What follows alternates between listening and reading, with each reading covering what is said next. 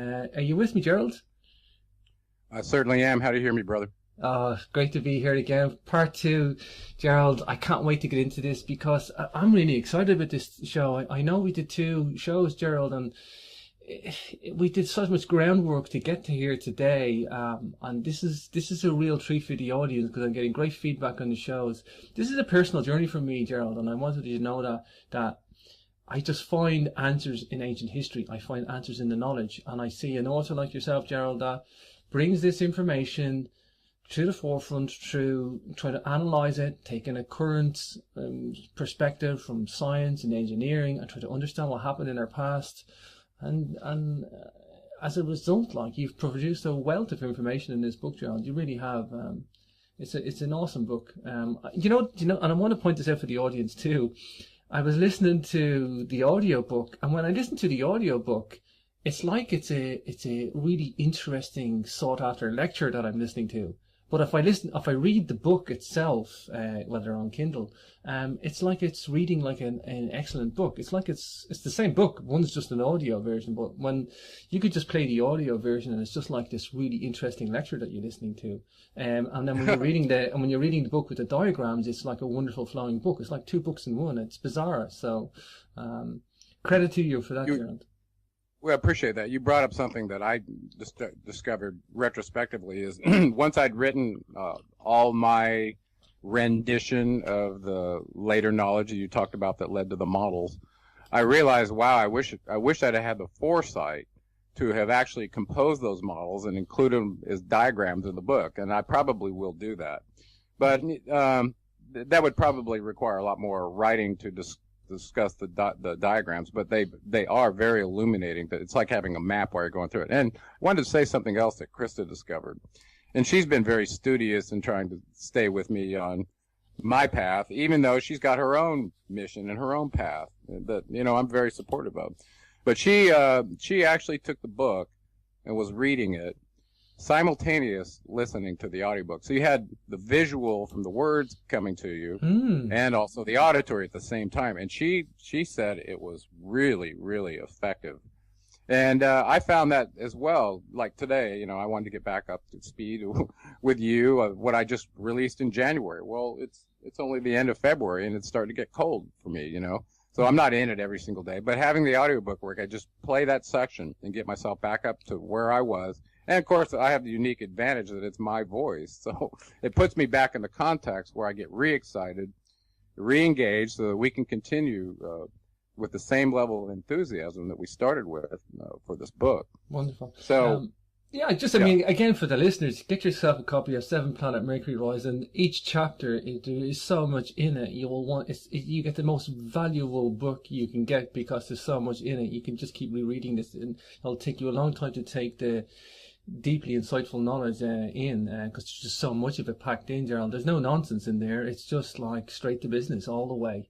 And very few people... Well, actually, I actually found a few opportunities to have a little fun while I was writing this book. So I introduced a little hillbilly humor and a few other things in there that a lot of readers have come back and said, yeah, this was really profound, and I really appreciate the the emotional catharsis of a little humor in there mixed with it. So it was fun. Sorry, and I kind of have a little bit of a personality that I like humor. I see it as a fun thing. Oh, don't get me wrong. The narrative is there, Gerald, for sure. The personal narrative is there in the book. Don't get me wrong with that. That's the point worth noting. Yeah. But is there any fat in the book? Not much. And that's what I was accused of in the first book. Just giving it to you out of a fire hose, and it was all connected in the way where you go, okay, I can't refute that. Well, that's how engineers and scientists operate. And just as well as I do that it's an information-rich field when you're caught up in that kind of design space as an engineer and designer, and you're used to wrestling with a lot of gray matter and concepts and making it real and having alternative models and a way to visualize and view and understand the data is a deep dive. And, all engineering is a pretty deep dive, and the devil is always in the details. I think that's the way the evolution of detail-oriented lifestyle. Sure, I think that's the way books have evolved, certainly in the last 20 years. The more complex subjects that are coming out and the more in-depth historical mysteries are coming out, people want more answers and they want the complex data. The IQ of the reader is going up these days in alternative history and alternative genre, by a mile, you know. Oh, I totally agree. I think that has to do with this galactic cycle and awakening that was encoded in the Mayan calendar that I think we're going to talk about in a little bit. Sure, we're going to get into that towards the end of the show. Gerald, of course, I just mentioned and I led you into, before the break, the Caduceus energy and the chakras. And when you look at the Sumerian artistry of the Caduceus, this twisted serpent around the central spine, this is so sophisticated and it's so indicative of anything. This is the key thing about this show today. We're going to tie this together today on the Caduceus energy. So, I mean, the floor is open for you, Gerald. Tie in the Caduceus energy and the chakras. This is what we've been working to in the show. Right. So, backing up a little bit earlier, I talked about having this deep thought experiment about how I was going to represent human energy that I wrote in this paper for the Guild for Structural Integration. And they published it in a magazine and stuff, but it was key. The key to me was that equation 5a. That's how I remember it, and that was the same equation number that showed up in some of the stuff that I published. So, but that equation actually evolved, and it's related to the Caduceus energy and the chakras. So let's go through that first. You started to describe the symbol that was demonized as the snake, right? The evil snake. Mm-hmm. Well, Enki's symbol originally was the Caduceus in the Garden of Eden, as he was, as he, designed us, gave us these constructs, and our body from a physiological standpoint. If you really study it from all the intricate systems that are operating simultaneously, it's a fascinating machine, the body. Anyway, so in this symbol of the Caduceus that was carried by Enki and then handed off to Ningshita, this was representative of a single pole, vertical pole, had entwined serpents, two of them around it, starting at the bottom with their tails at a closer angle than their head. So it kind of created a V as it was going up, showing ascendancy up, okay? Well, these entwined serpents were kind of a mystery. What did they represent? According to a geneticist, they represent the entwined double helix of the DNA. So this was a geneticist symbol, okay? Mm-hmm. No surprise when you start getting into deep science. Various people had various functions, and these particular ones are geneticists, and maybe those ones over there are, aerospatial experts, whatever. Mm-hmm. But this was one of his specialties, okay? So the knowledge that Enki had was given to Ningshita, and this symbol with the single pole going up, the twin serpents around it with their heads facing each other at the top, a knob on the top of the pole, a little round knob, and also the wings coming out laterally. This was the symbol of Caduceus, and that's why I put it on the front of my book, affiliated with this being who ended up carrying it. So why does it matter, and who cares? Well, first of all, it shows up in the American Medical Association as their chosen symbol to represent a healing art. And same with a lot of people have borrowed the symbol. I see it on chiropractor office buildings. I see it all over. And apparently it's in Britain too, with their medical. True, yeah. So, so the idea that it's affiliated with healing ought to make you go, really? Why? What's healing about the symbol, okay? You ever ask yourself that? Well, so let's break it down. So from an energy standpoint, we are generally represented as, and this is true in structural integration as well. You have a positive pole at the top of your, along your spine, close to it's inside your head. And then you have a negative pole that's down near the bottom of your pelvis on the end of your tailbone, which is kind of an artifice of nature. But we have a little coccyx bone down there on our tail that has a nerve ganglion on it. And it's called the ganglion of Impar. Okay. That's representative of your negative pole.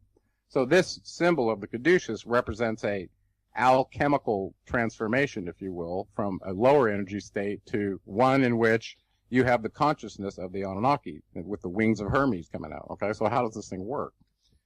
Well, apparently, in our energy construct, representing us practically like a battery with a positive pole and a negative pole, and this comes up later in the Emerald Tablets about optimizing your lifespan by simply sleeping for an hour with your head to the north and then your head to the south and focusing your consciousness at two different centers, energy centers that essentially recharge your battery. It's really quite an interesting discussion.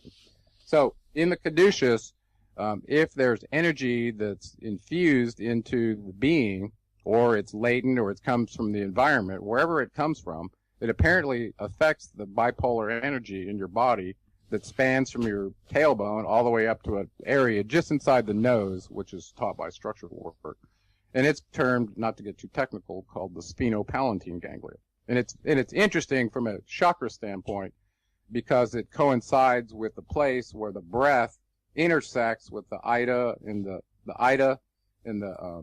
Pingala nadis, which are electrical centers represented in their system, okay, with the chakras. So now we have this symbol that represents some sort of transformation of energy from some state to another.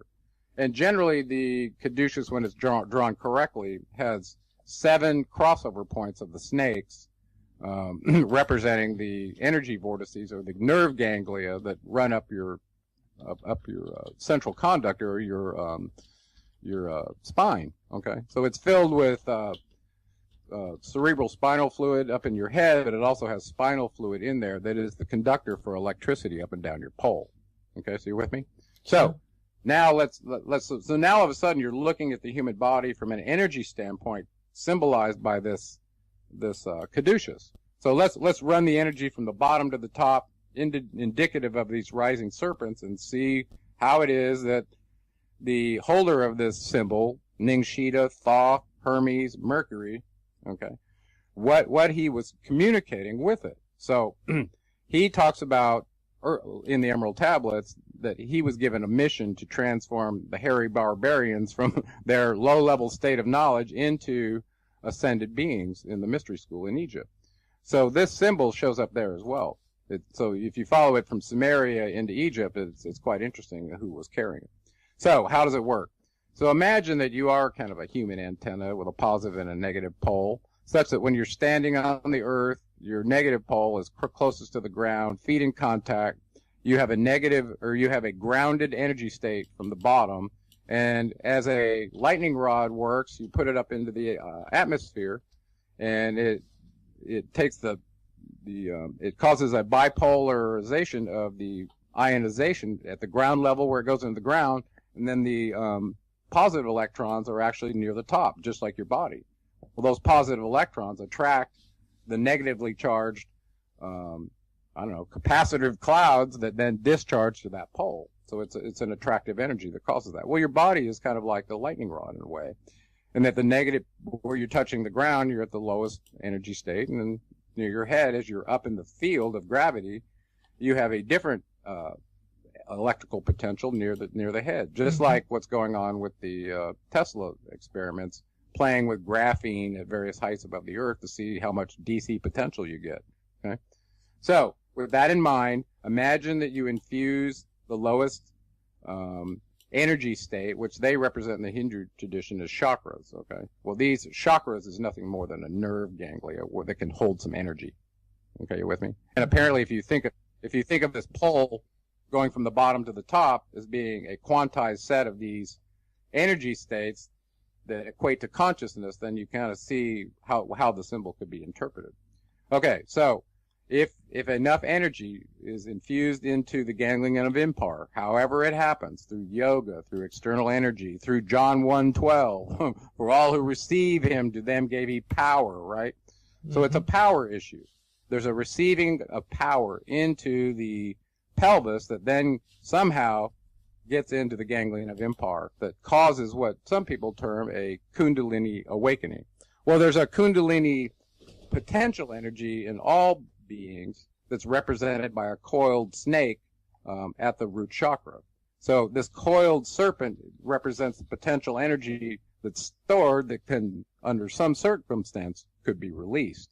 Now, in his caduceus symbol, when it's released at the ganglion of Impar, it travels up sequentially using the Ida and the Pingala Nadi and the central conductor, the Sushushima is what they call it.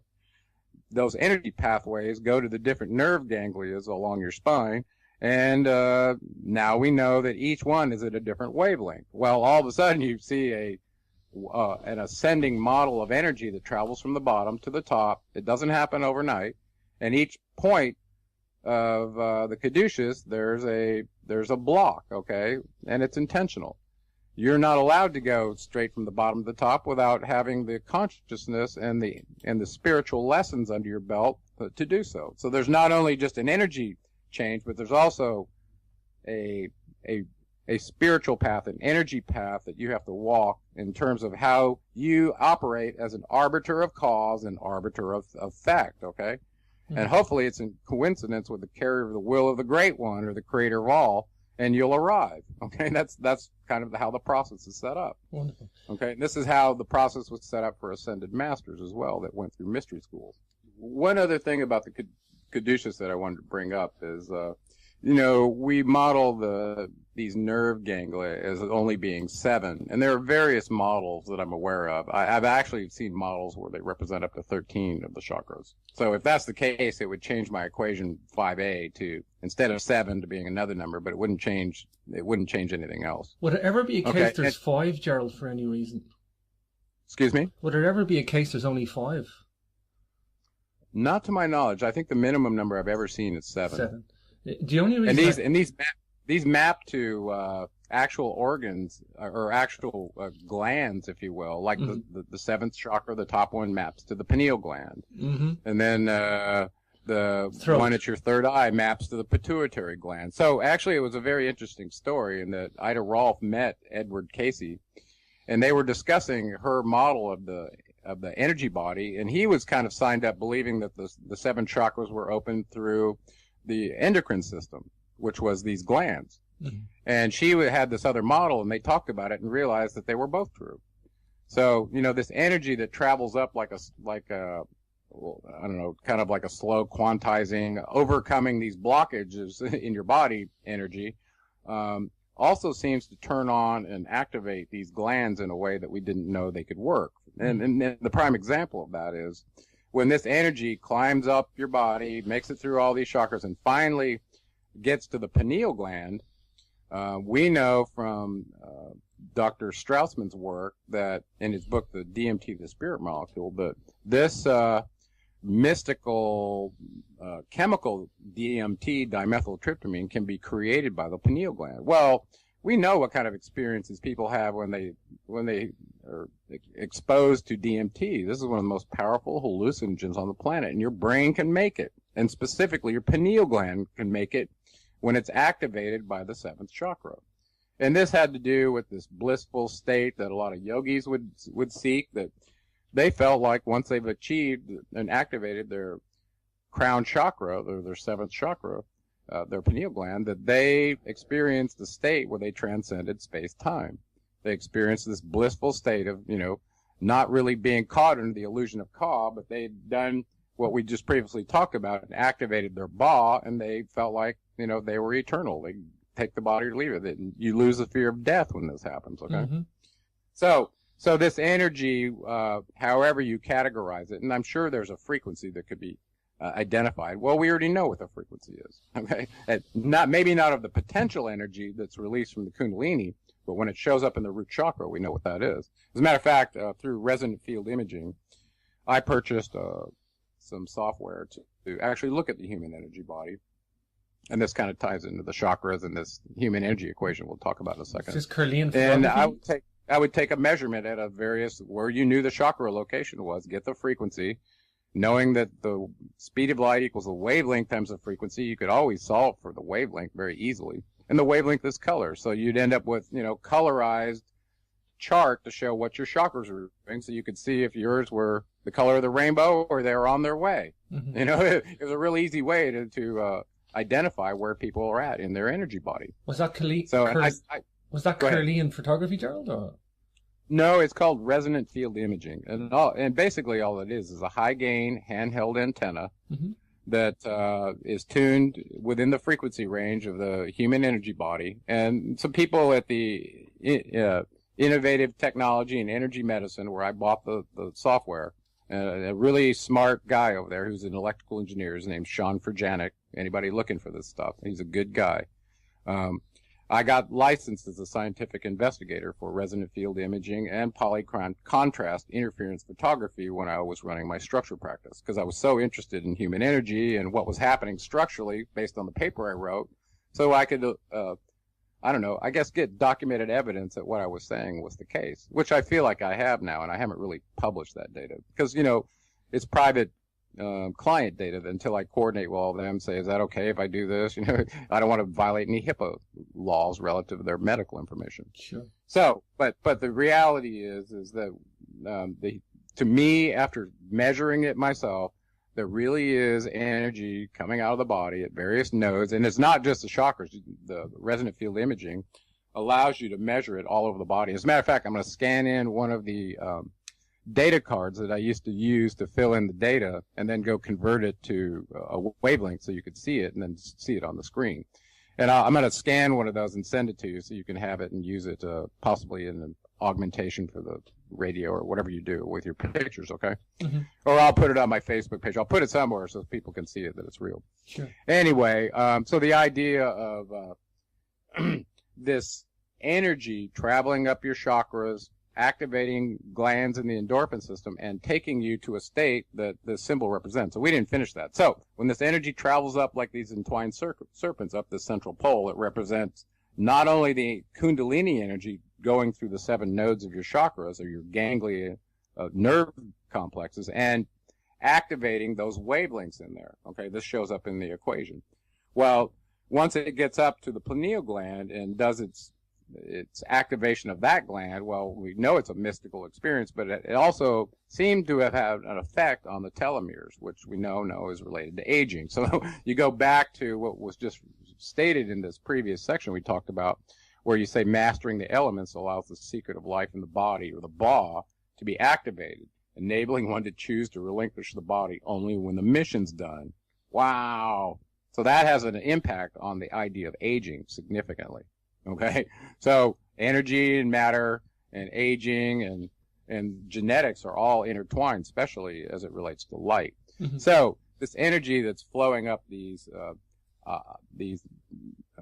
Ida and Pingala nadis up and down, one goes up and one goes down. Then you have the central conductor. Well, when this energy hits the brain just right, you know, you have 2 hemispheres for the brain, and you have the corpus callosum that bridges the 2 halves. Well, oftentimes you can see the 2 halves are kind of disjoint. Somebody's oftentimes very left-brained or very right-brained, and you know, and they don't seem to have a balance. Well, this process of creating the wings of Hermes, that's what the 2 wings pointing out of the side are. They represent the cerebral spinal fluid pumping correctly through the lateral ventricles of the brain.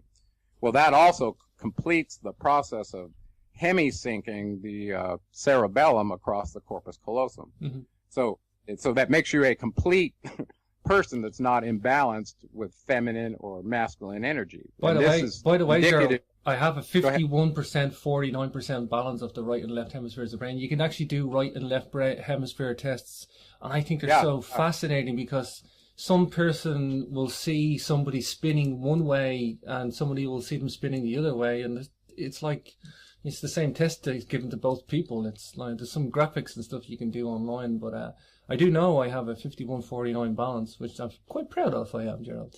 Yeah. Well, also the caduceus, when it's looked at in various forms, it looks like a cross, almost like a crucifix if you see the wings from a distance, you know. So it's like a T-shaped thing, just like a crucifix. And I've made supposition that because of the role difference between the Enkyites and the Enelites and how they viewed their primitive workers, some wanted them just to be primitive workers, no access to higher consciousness. What are you talking about?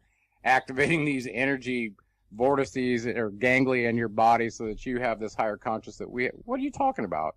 You know, so from a taskmaster standpoint, trying to get the most efficiency and optimization out of the primitive workers, this kind of discussion of our composition is off limits.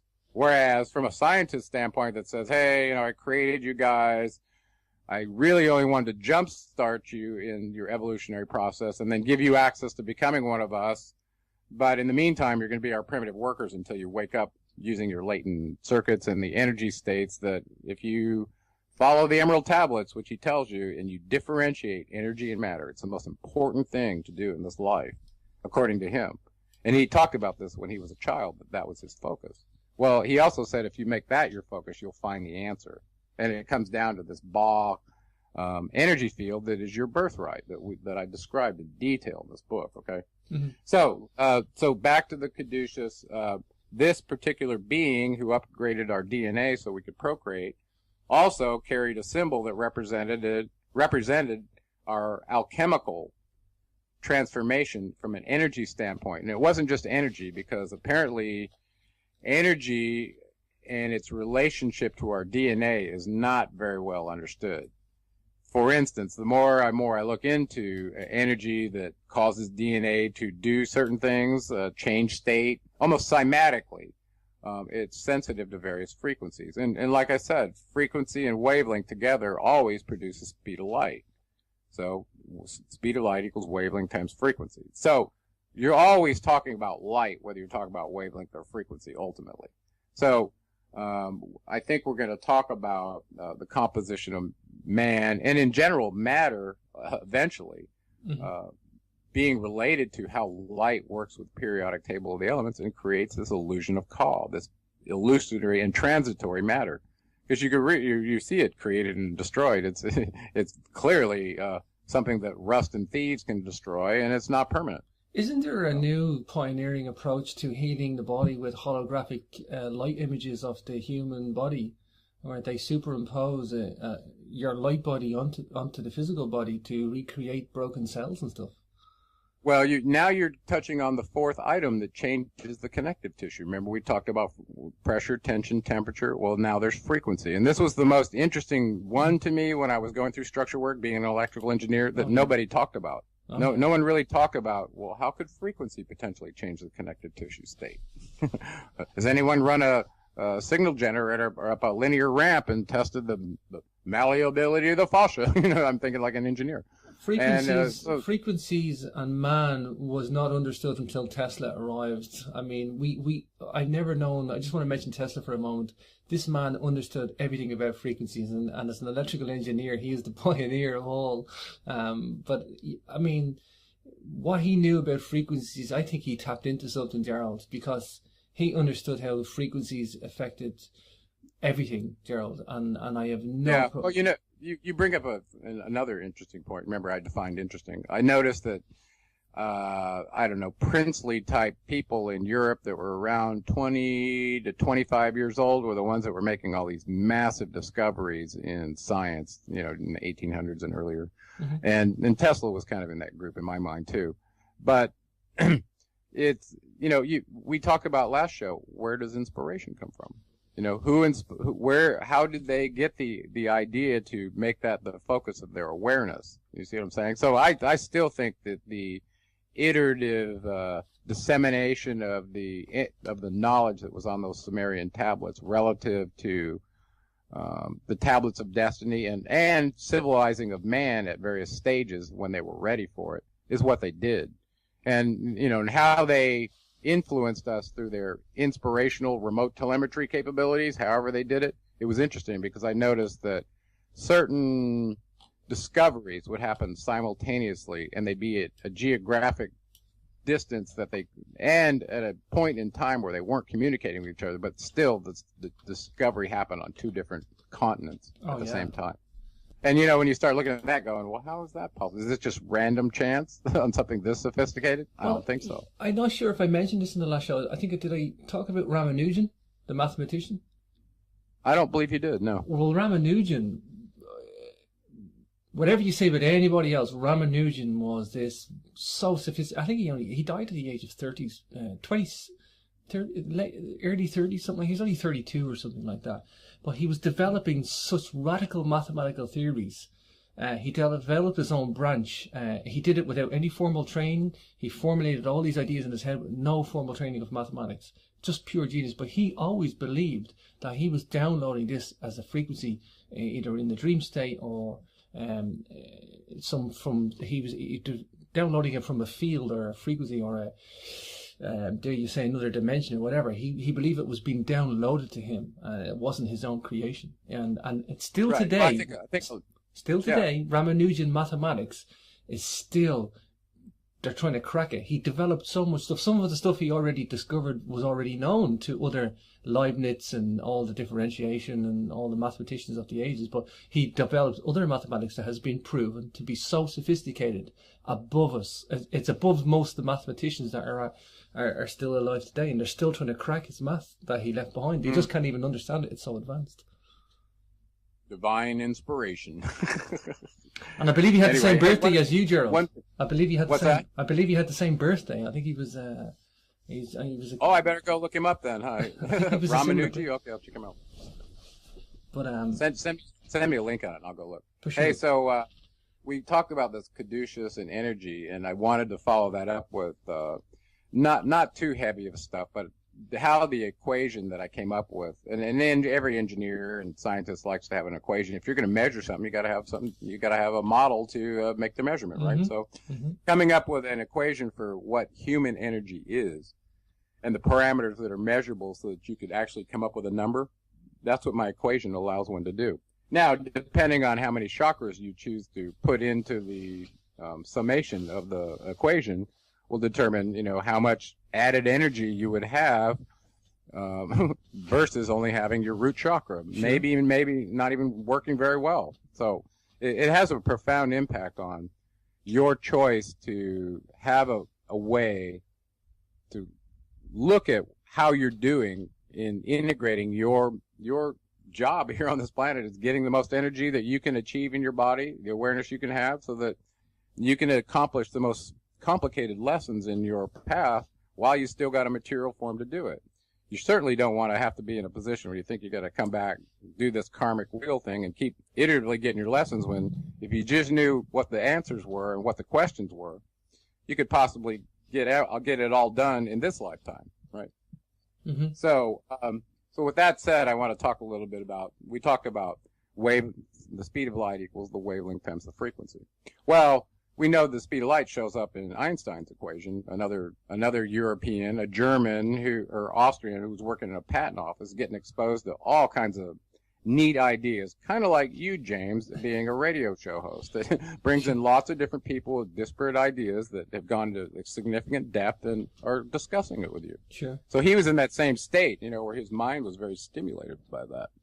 Well, he ended up with his equation relating energy and matter. Well, now that we've said that distinguishing energy and matter is the most important thing in this life, so you can get out of the illusion of Ka, he seemed to do that on his own. And so coming up with energy equals the speed of light squared, or mass times the speed of light squared, is quite a significant understanding.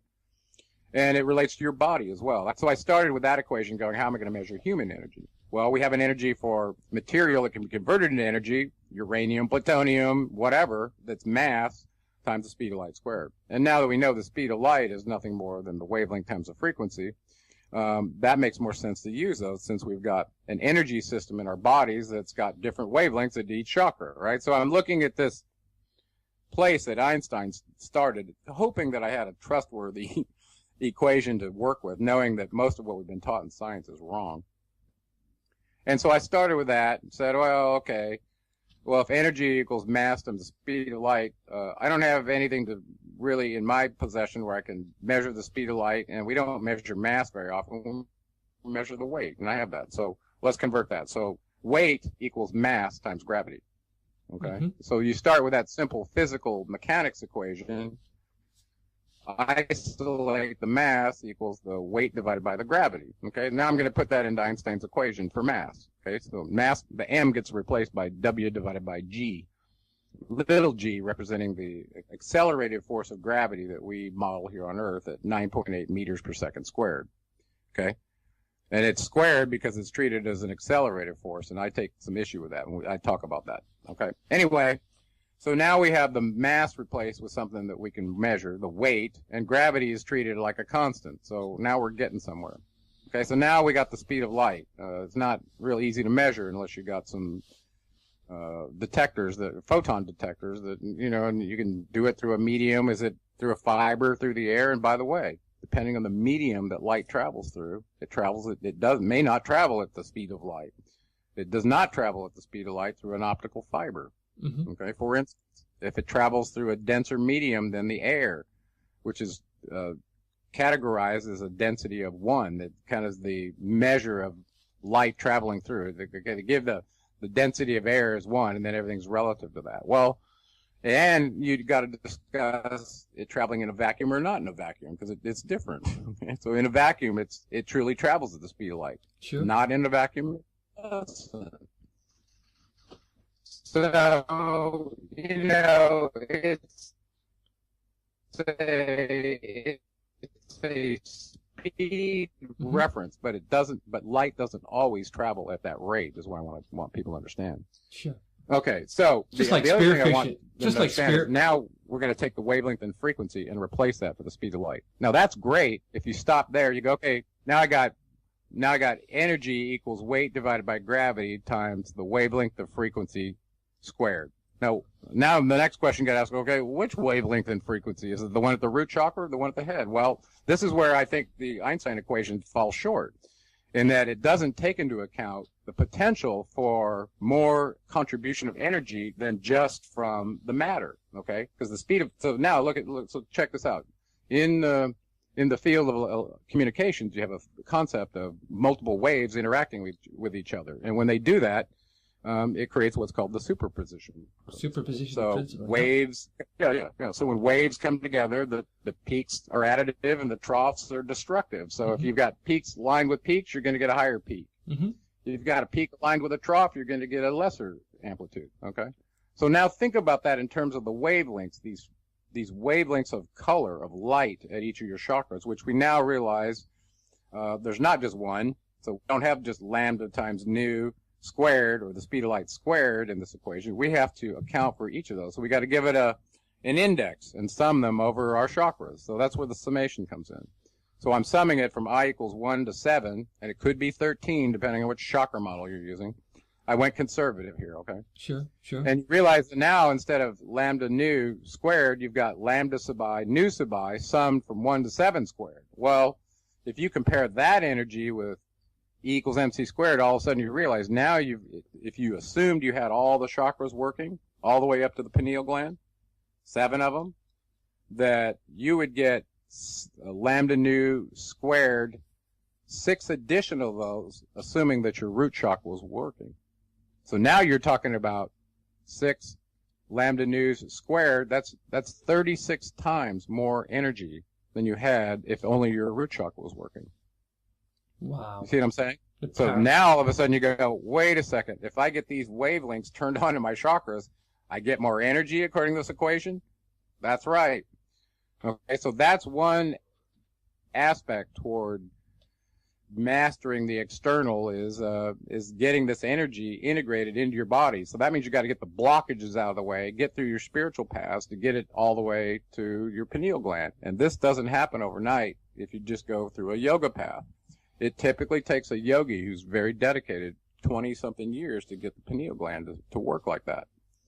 And that was the other advantage I saw in structure work, is through this process, the structural integration process, by focusing on the pelvis where the coccyx bone is on the end of the tailbone, and focusing on getting the pelvis free and mobile. That was Ida's goal every single session, because if you do that, you realize that that's so important, because when you're standing, inside the bowl of the pelvis is where the center of gravity is in your body, and it lands right in the bowl. And if you draw a line from it vertically up through your spine, out the top of your head, it doesn't go through any bone. That's the amazing part about this core of the human body. There's like a core and a sleeve, as she taught, and they're related to these energy lines and planes. Okay, so the idea of the body operating that way is quite significant. Okay, so what I want you to walk away with is my equation deviated from Einstein's equation by, I give you the possibility of having 6 more lambdas, lambda nu squared, or the speed of light squared, in addition to the root chakra, assuming it's even working. okay, for most people. Mm-hmm. And you can usually tell by their lifestyle where they are in their chakras, okay? If they're focused on eternal things and the kind of stuff we're talking about, their Ba energy is probably activated, and they're looking to increase their consciousness because they realize that over their life, they look back 10 years ago and they go, well, I had this consciousness and I was thinking these thoughts and having these beliefs. And as I matured, got exposed to more things, now I've changed.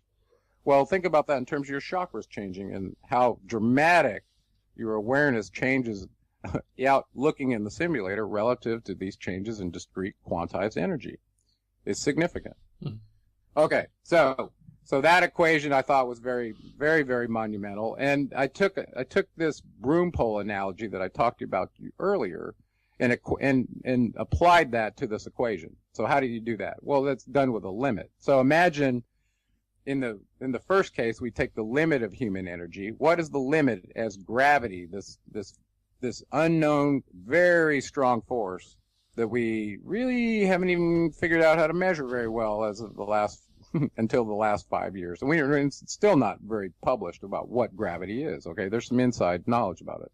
Mm-hmm. But if you take that and integrate it into that equation and do it analogous to this broom pole, what does that mean? So we'll take the limit. We'll take the limit as gravity approaches zero, meaning the broom pole is balanced and gravity's having very little effect, if any, on it. Now, that's not reality, and we can't get to a limit of zero, okay? The force is there, and you've got to interact with it. So there's some place where you still require a little tiny bit of input to be completely balanced in the field, like just like the broom pole, okay? Everything's in motion. It's not static, okay? Think of it like a circadian rhythm of the eye. It's moving to get rid of the foveal centralis night blind spot so that it can add perspective.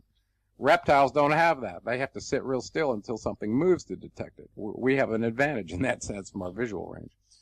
Okay, so now we've talked about getting this energy and having a measurement for it in equation 5a. And on top of that, I told you with the resonant field imaging and the polycontrast interference photography, I think we're pretty comfortable that the energy that we're talking about is real, and now it's quantizable and measurable. So from a responsibility standpoint, you as a human go, well, where are my chakras? How do I know? Well, there's access to people who have the technology to tell you now. And there's all kinds of stuff like you talked about, these new technologies that are imposing some energy template on the body. Well, now you go back and realize that I believe there was an energy template that's being essentially broadcast for all life forms that then through the DNA and the particular seeds of life that were given for the life form, they interact with a specific frequency to take on that material form, using light as its constituent unmanifested energy, combined with the periodic table of elements of whatever the planet has to create life, to create matter, to create rocks. I mean, it's all created out of the same thing. It's a wonderful way of looking at it, Gerald. It is. Yeah, it's crazy to think about it that way. It's crazy to think about it, but it makes sense, and there's logic there, and there's science in it, and that's... Well, that's the thing is, the understanding of energy and matter basically bust the lid off of the holographic simulator, and that's where it leads. That's why people like Tesla, Wilhelm Reich, anybody who was looking into how energy works, and especially as it interacts with the human body, like Wilhelm Reich with his orgone bioenergy work, and there was others too as well that really got tortured for it, because this was the unveiling of the false Merkaba that had held their consciousness in a place where they couldn't understand what was going on. I think the ancients, and the reason I asked you about the 5 chakra possibility, because there's a megalithic egg in the Lagos Museum in Portugal, and it seems to be showing the caduceus. I'll send you a picture after the show. I should have sent it before the show. I only thought of it on the show anyway, but it does only look like there's 5 nodal points, though. Maybe there's some more. I haven't actually seen it up close underneath the egg, but it looks like there's a central spine with 2 twisted serpents going around the central core, with 5 nodal points that can be measured. Maybe there's more on it. Yeah, I've seen it so many different ways. Like the one on the front of my book only shows 1, 2, 3, 4, 5. instead of 7. So I'm like, but actually the little jewels on there have the colors of the chakras that go from the bottom top, but it doesn't show the serpents crossing over the right number of times, in my opinion. And then, anyway, it's, but it's still symbolic of this rising energy. The part we didn't really emphasize was how light interacts with the DNA, because I truly believe whatever this process is, when this energy moves up through your body, the DNA is changed also, and certain latent DNA artifacts that Ningxia programmed into us actually get turned on through this process as well. Remember what we talked about, being exposed to symbols, being exposed to archetypes, all the different things that trigger these, whether it's through the visual system or the auditory system or the somatic system. I think there are various triggers for people to another thing in my megalithic research, Gerald, is that I think the ancients, if you go to Gavrini megalithic chamber in 4000 BC, something like that, in 3500 BC, sorry, in Goat's Island. Gavrini means Goat's Island because of coast of Brittany in France, but they're showing on granite, which has got lots of crystal and silicon dioxide in it, so incredibly hard to carve, and they have drawn multiple waves coalescing with each other into constructive and destructive interference. Superposition principle. Superposition principle again, and is that with acoustics or is that with light wave? And it works. It does with both. It does it with both. Actually, light won't do it if it's a photon in the double slit experiment, but it does when it's a wave. That's the interesting part about it. It shows those spectral bands whenever it's not being observed, and then you observe it, it shows up as particles going through the slits. For people who don't know what that is, there's some wonderful videos on the double slit experiment on YouTube or non-physicists that really, when you see that and realize that every time you observe light, it changes its nature, that you're not allowed to know the degree with which this unmanifested energy from the creator of all, who lives in the circle of light, as you'll find out later, and creates with light, that behavior of light is a mystery, and it's very, very interesting. And it's where physicists get to the place where they go, there's something going on with the energy field that we truly do not understand. And, it's got intelligence encoded in it, and it's very mystical. They say, Gerald, where we're at today, that, we're so advanced and science is saturated, but I think we're only scratching the surface, Gerald. We haven't, we're only really are just scratching at the surface still. Well, I agree. And generally, the people that are scratching deepest under the surface are the people at defense agencies that are researching the latest weapons, like DARPA and those kind of folks. And it's really, so they end up with this technology that helps you kill people, and that eventually ends up in commercialized, so you can go buy it at Walmart, or some specialty store, whether it's infrared binoculars or all the other different things that come out that end up in the commercial market. Gerald, we're talking about the frequency, how it affects man, and maybe we'll just tie this in with the last topic, because we'll hit the second hour before we get any deeper. Maybe you can tell us how this relates to the Tolkien calendar and the nine main frequencies, and of course I want you to tell us why Anunnaki and the Mayan world are linked as well, if you can. Maybe just lead us in why we're talking about the Tolkien calendar, Mayan frequencies, and why we're talking about all and the Anunnaki realm there. Okay, just real quick. Okay, so we know from the Sumerian records that Enki had a couple sons. One of them was Ningxia, and the other one was Marduk, and he had lots of other ones too. But these ones show up in the main accounts. Okay, and Ningxia ended up becoming Thoth in Egypt, but he had some other names too there, which really shocked me. And Marduk ended up leaving the Mesopotamian region and going back to his father's domain circa, I guess it was around 3114 BC. Okay, and I think it was August 11th or something like that. That was that turned out to be the start date of the Mayan calendar. Sure. Well, so what do we know? We know that Ningxia had a little bit of an issue with Marduk over which calendar to use, according to the writings. Marduk wanted to use only the solar calendar in Egypt, whereas, and I think it was in Heliopolis, I'm not sure. And Ningxia wanted to use the solar and lunar calendar to take into account more accurate issues with averting leap year and all the other things that we do in our calendar to make up for lost time when we mess up. And, you know, so so apparently around this date, around 3114 BCE, Thoth recruited some stone workers, the Olmecs, it turns out. So actually they were Ethiopians, I believe, from the land of Kush, and then went over to the Yucatan to restart a new civilization. Mm-hmm. And it's quite interesting. So this territorial separation led to Zecharia Sitchin writing a book called The Lost Realm. And he tied together biblically the lineage from Adam to Noah, in particular the relationship between Lamech, Enoch, and Methuselah, to the relationship with Thoth, because there were some connections genetically there. Sure. Right? So anyway, and remember we talked about this last time when we went back into the story about Noah and the obscuration about who Ham was as an offspring from Tubal-Cain. And then you end up realizing that Thoth shows up in that account, and that's why the whole story was made up in the first place, was to obscure the connection to the Babylonian kings and then to him. So anyway, so Thoth goes to, according to what I've read, he landed in Guatemala.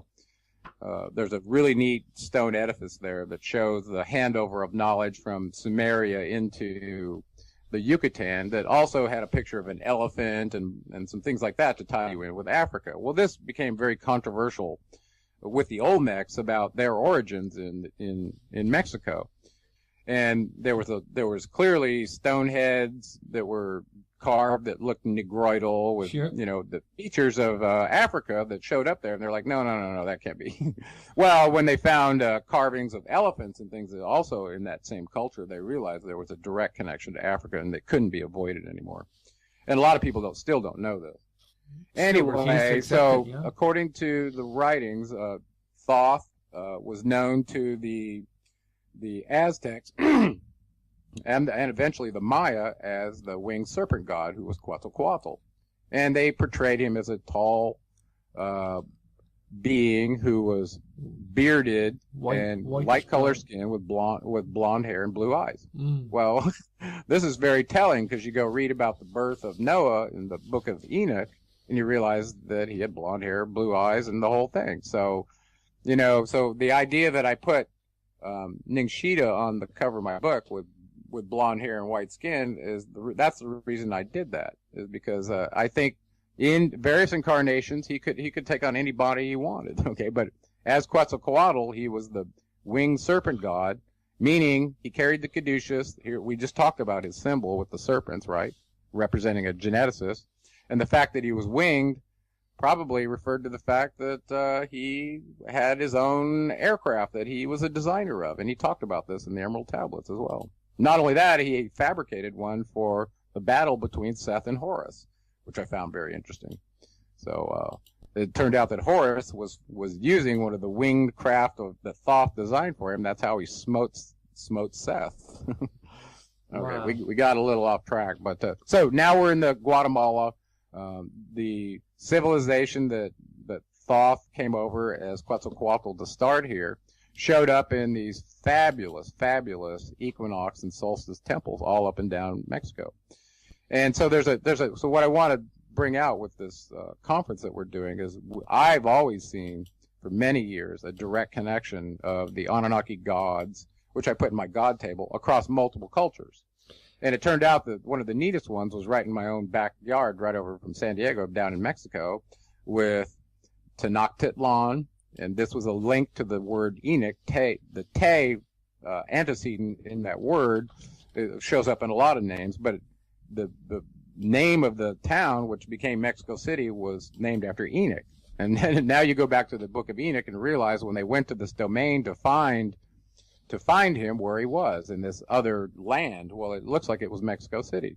So Tenochtitlan, according to the temples that are there, one of them belongs to Quetzalcoatl, and two other entities, is a pretty stellar place. But, you know, now the city's grown around it, so it's kind of obscurated, but it's probably worth a visit.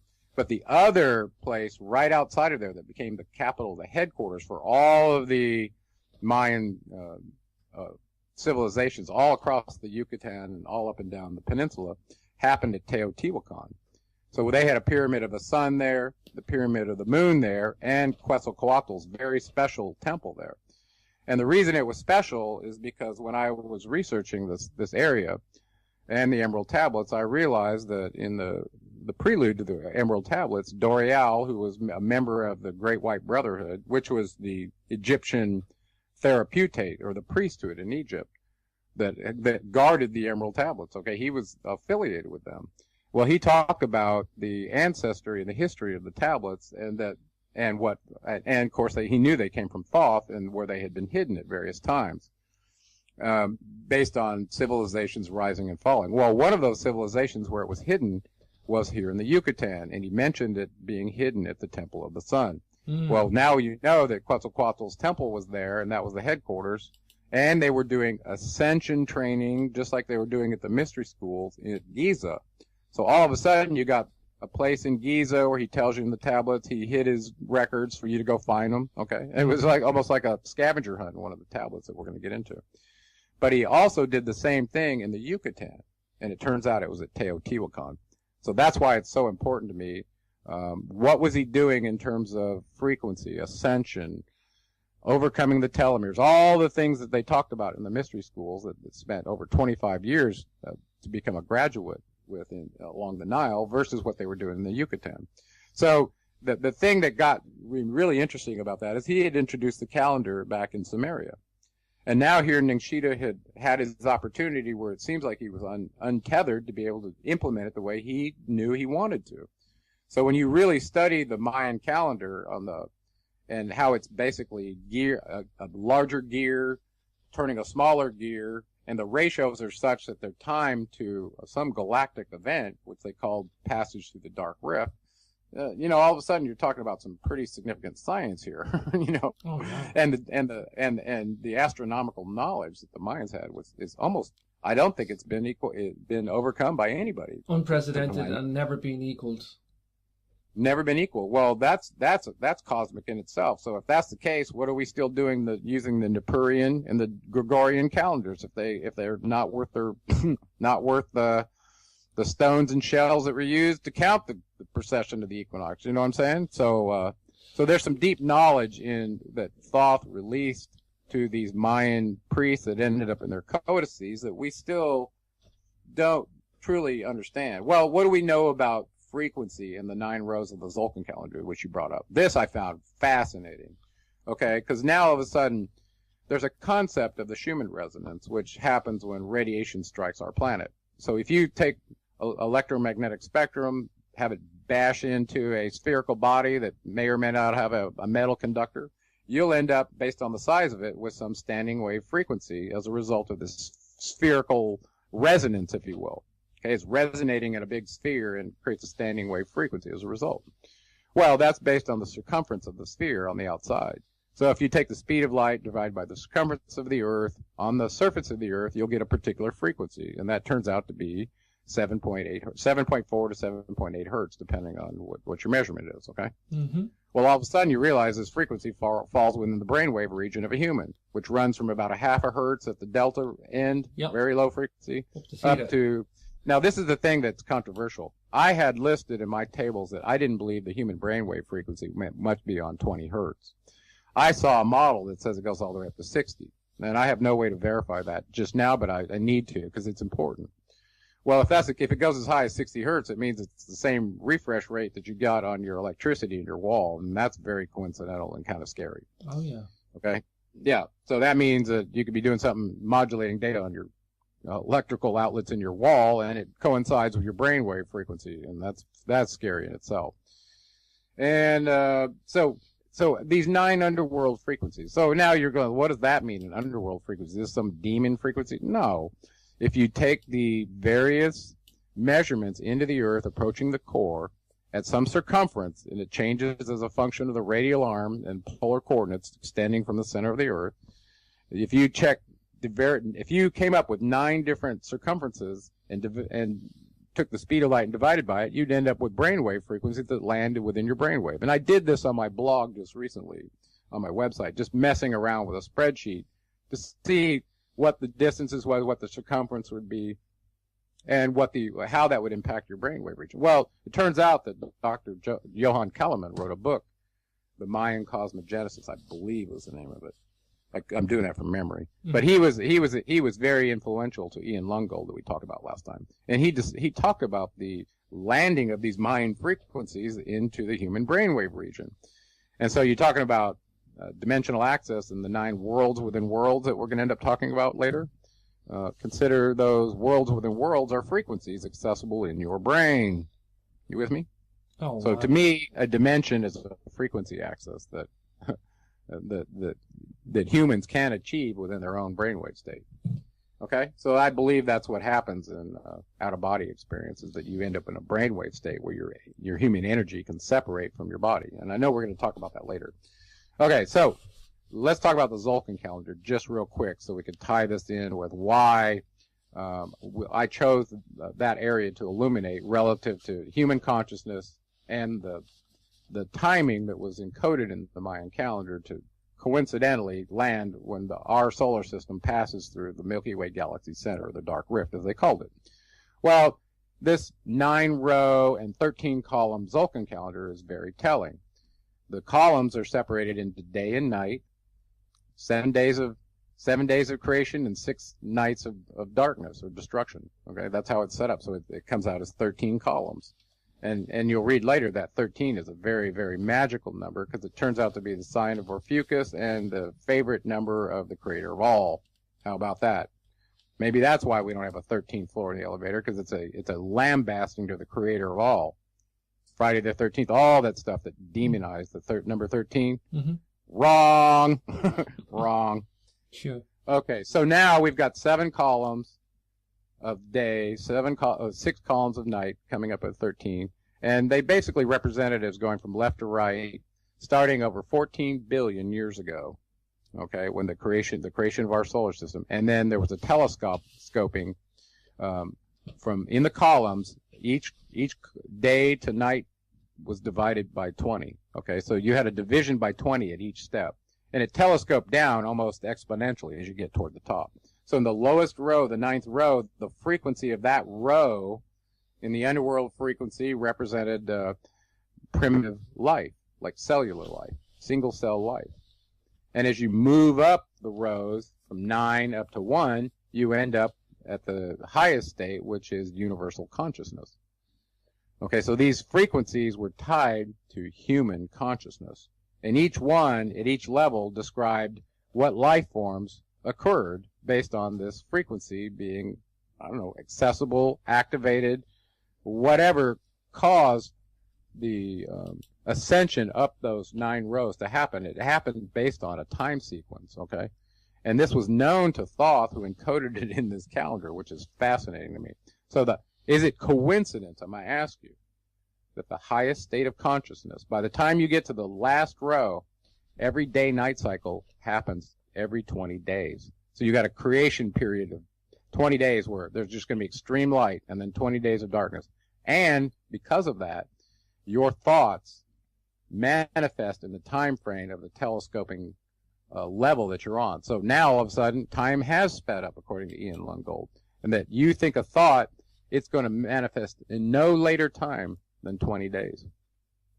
Whereas before, on the previous layers of that Tzolk'in calendar, it could have taken a long time from you thinking something to it happening. Mm-hmm. And so part of that, I believe, is designed into us to make us realize we are the co-creators with the Anunnaki, and that our thoughts create real things, and that's designed for it to get shorter and shorter, so we start noticing that we become responsible for our creative thoughts, or destructive ones, whichever, okay? So that's where we are. That happened, according to Ian Lungold, that reaching of the final row in the Tzolk'in calendar, mm-hmm. and passing through the dark rift, which I personally saw myself when I was out of contact in the desert a couple of years ago. Out in the desert, looking at the horizon at a certain time of the day. And you could see the dark rift intersecting where the sun was coming up. And that's what they meant, the sun rising in the dark rift. Well, that happened at the sign of Orpheus that we talked about the last show. So when that place happened, and the part that I don't know is exactly how long it takes to transit the dark rift. I got some research to do. I believe it's minimally 3.5 years. I think it could be 7 years, and that's where the tribulation came from. Sure. But going through that dark rift, there's all kinds of earth changes that happen. And I further postulated that event that Quetzalcoatl, Ningshita, Thoth encoded for his priests that were keeping track of time in these solstice and equinox temples, knew that when we reached that point, you'd be at the universal consciousness, and that's the time when you would most definitely, if you hadn't figured it out already, realize that you had been enslaved and you were caught up in a relationship to beings that you couldn't put your finger on. And I believe that was the time that they would do disclosure, and I think it's in the process. Mm-hmm. So several governments have disclosed their relationship to ancient aliens, if you will, or ancient astronauts. Sure. Okay. So I think that's happening, and I think for the United States to be sandwiched by Mexico, who's disclosed, and Canada, who's disclosed, that the ultimate disclosure from the United States is not happened because one of those beings is part of the overweening pride and aspiration to establish a new world order and keep all the primitive workers as primitive workers, enslaved and enrolled in their agenda, which means serving them. Mm-hmm. Gerald, how does that's at odds. Go ahead. How does the Mayan people accept this Anunnaki links, or Quetzalcoatl was a Sumerian figurehead? Do they know about it? Do they accept it? Do a few know, or are they totally oblivious to this link? I don't know that I've done enough of a demographic survey to answer that accurately. From my personal exposure, most do not know. Most have completely lost their Mayan cultural connection because of what Cortez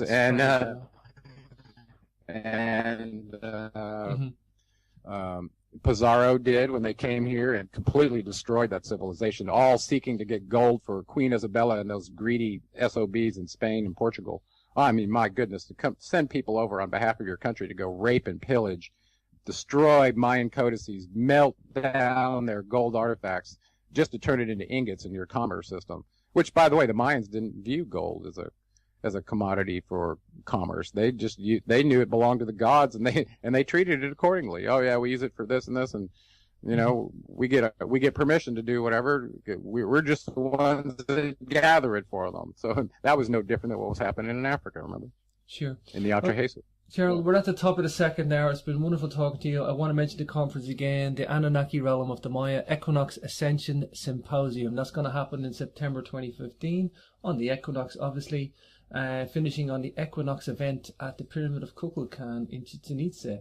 Of course, we're going to tie in your Anunnaki Nibiru connection with Quetzalcoatl, Chichen Itza, the Long Count calendar with Egyptian origins, Ascension Temple, the Emerald Tablet connection to the Mexico's pyramids that we talked about on the show, holographic state of reality, presenting models for that, keys to breaking the illusion of matter, the Tolkien calendar, again what we talked about in galactic timing. It's going to be a super fascinating presentation, Gerald, on your part. I can't wait for that.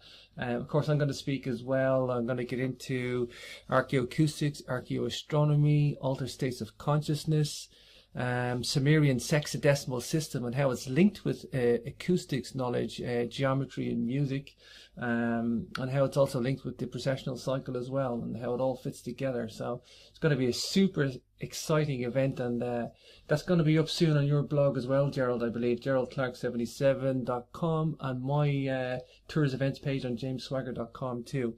Gerald, I really thank you for your time today. What another fascinating, heavy-hitting show, but complex in some subject matter, but incredibly enlightening all the same.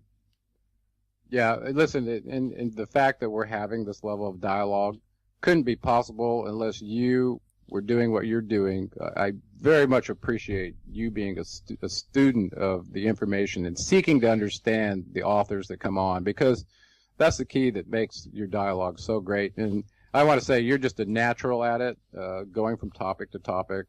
You're the Larry King of Ireland, as far as I'm concerned. And I truly think I tied my horse to the right cart.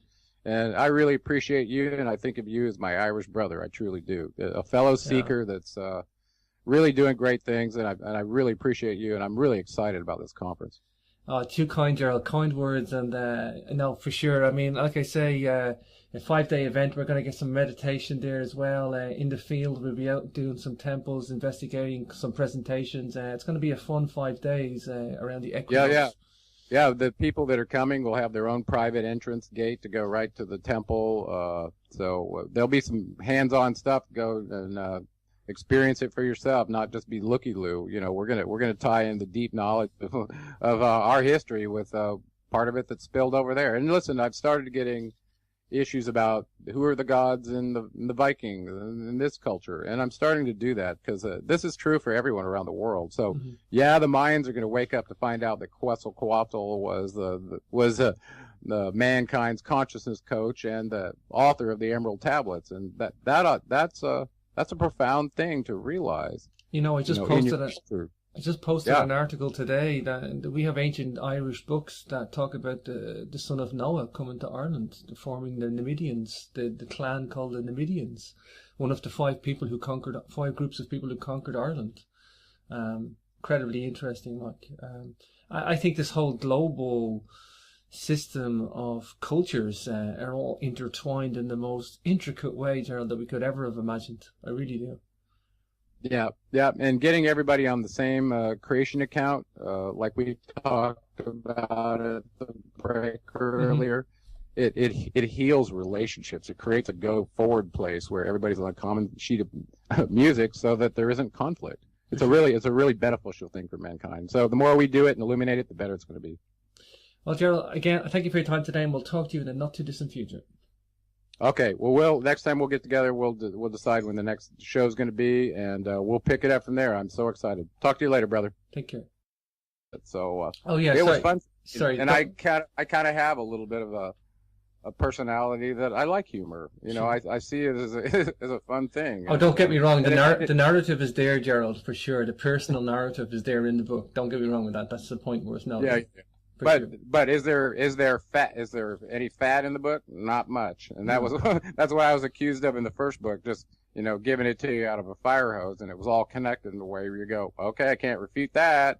Well, that's how engineers and scientists operate, and just as well as I do that it's an information-rich field when you're caught up in that kind of design space as an engineer and designer, and you're used to wrestling with a lot of gray matter and concepts and making it real and having alternative models and a way to visualize and view and understand the data. It's a deep dive. And, all engineering is a pretty deep dive, and the devil is always in the details. I think that's the way the evolution of detail-oriented lifestyle. Sure, I think that's the way books have evolved, certainly in the last 20 years. The more complex subjects that are coming out and the more in-depth historical mysteries are coming out, people want more answers, and they want the complex data. The IQ of the reader is going up these days in alternative history and alternative genre by a mile, I totally agree. I think that has to do with this galactic cycle and awakening that was encoded in the Mayan calendar that I think we're going to talk about in a little bit. Sure, we're going to get into that towards the end of the show. Gerald, of course, I just mentioned and I led you into, before the break, the Caduceus energy and the chakras. And when you look at the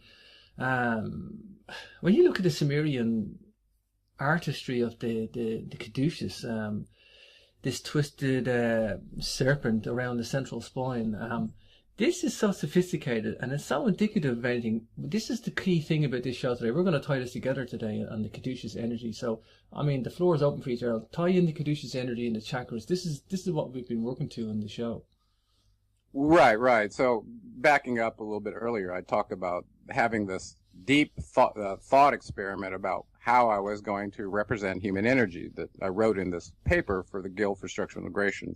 And they published it in a magazine and stuff, but it was key. The key to me was that equation 5A. That's how I remember it, and that was the same equation number that showed up in some of the stuff that I published. So, but that equation actually evolved, and it's related to the Caduceus energy and the chakras. So let's go through that first. You started to describe the symbol that was demonized as the snake, right? The evil snake. Well, Enki's symbol originally was the Caduceus in the Garden of Eden, as he was, as he, designed us, gave us these constructs, and our body from a physiological standpoint. If you really study it from all the intricate systems that are operating simultaneously, it's a fascinating machine, the body. Anyway, so in this symbol of the caduceus that was carried by Enki and then handed off to Ningshita, this was representative of a single pole, vertical pole, had entwined serpents, two of them around it, starting at the bottom with their tails at a closer angle than their head. So it kind of created a V as it was going up, showing ascendancy up. Okay. Well, these entwined serpents were kind of a mystery. What did they represent? According to a geneticist, they represent the entwined double helix of the DNA. So this was a geneticist symbol, okay? Mm-hmm. No surprise when you start getting into deep science. Various people had various functions, and these particular ones are geneticists, and maybe those ones over there are, aerospatial experts, whatever. Mm-hmm. But this was one of his specialties, okay? So the knowledge that Enki had was given to Ningshita, and this symbol with the single pole going up, the twin serpents around it with their heads facing each other at the top, a knob on the top of the pole, a little round knob, and also the vision of the later knowledge that you talked about that led to the models. I realized, wow, I wish I'd have had the foresight to have actually composed those models and include them as diagrams in the book, and I probably will do that. But that would probably require a lot more writing to discuss the diagrams, but they are very illuminating. It's like having a map while you're going through it. And I wanted to say something else that Krista discovered, and she's been very studious in trying to stay with me on my path, even though she's got her own mission and her own path that I'm very supportive of. But she actually took the book and was reading it simultaneous listening to the audiobook. So you had the visual from the words coming to you and also the auditory at the same time. And she said it was really, really effective. And I found that as well. Like today, I wanted to get back up to speed with you, what I just released in January. Well, it's only the end of February and it's starting to get cold for me, So I'm not in it every single day. But having the audiobook work, I just play that section and get myself back up to where I was. And of course, I have the unique advantage that it's my voice. So it puts me back in the context where I get re-excited, re-engaged so that we can continue with the same level of enthusiasm that we started with for this book. Wonderful. So, I mean, again, for the listeners, get yourself a copy of Seven Planet Mercury Rise, and each chapter, there is so much in it. You get the most valuable book you can get because there's so much in it. You can just keep rereading this, and it'll take you a long time to take the deeply insightful knowledge in, because there's just so much of it packed in, Gerald. There's no nonsense in there. It's just like straight to business all the way. And very few people... Well, actually, I actually found a few opportunities to have a little fun while I was writing this book. So I introduced a little hillbilly humor and a few other things in there that a lot of readers have come back and said, yeah, this was really profound, and I really appreciate the, the emotional catharsis of a little humor in there mixed with it.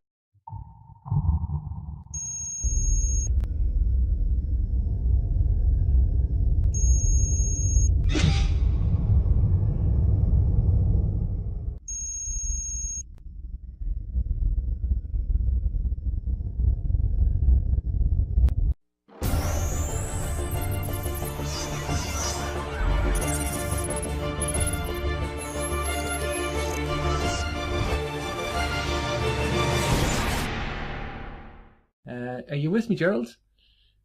I certainly am. How do you hear me, brother? Great to be here again. Part 2, Gerald. I can't wait to get into this because I'm really excited about this show. I know we did 2 shows, Gerald, and we did so much groundwork to get to here today. And this is a real treat for the audience because I'm getting great feedback on the shows. This is a personal journey for me, Gerald, and I wanted you to know that I just find answers in ancient history. I find answers in the knowledge. And I see an author like yourself, Gerald, that brings this information to the forefront through trying to analyze it, taking a current perspective from science and engineering and try to understand what happened in our past. And as a result, like, you've produced a wealth of information in this book, Gerald. You really have. It's an awesome book. And I want to point this out for the audience too.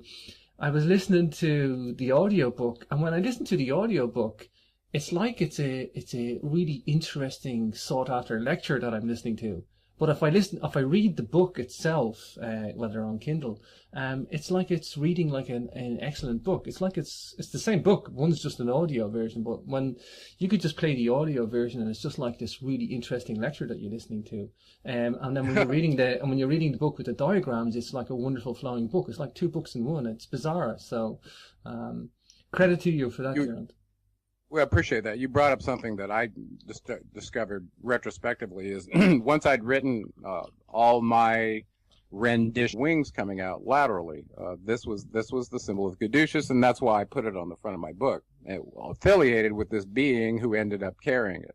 So why does it matter, and who cares? Well, first of all, it shows up in the American Medical Association as their chosen symbol to represent a healing art. And same with a lot of people have borrowed the symbol. I see it on chiropractor building, office buildings. I see it all over. And apparently it's in Britain too, with their medical. True, yeah. So, so the idea that it's affiliated with healing ought to make you go, really? Why? What's healing about the symbol, okay? You ever ask yourself that? Well, so let's break it down. So from an energy standpoint, we are generally represented as, and this is true in structural integration as well. You have a positive pole at the top of your, along your spine, close to it's inside your head. And then you have a negative pole that's down near the bottom of your pelvis on the end of your tailbone, which is kind of an artifice of nature. But we have a little coccyx bone down there on our tail that has a nerve ganglion on it. And it's called the ganglion of Impar. Okay. That's representative of your negative pole.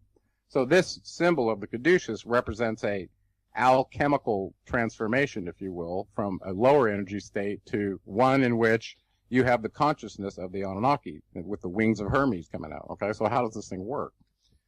Well, apparently, in our energy construct, representing us practically like a battery with a positive pole and a negative pole, and this comes up later in the Emerald Tablets about optimizing your lifespan by simply sleeping for an hour with your head to the north and then your head to the south and focusing your consciousness at two different centers, energy centers that essentially recharge your battery. It's really quite an interesting discussion.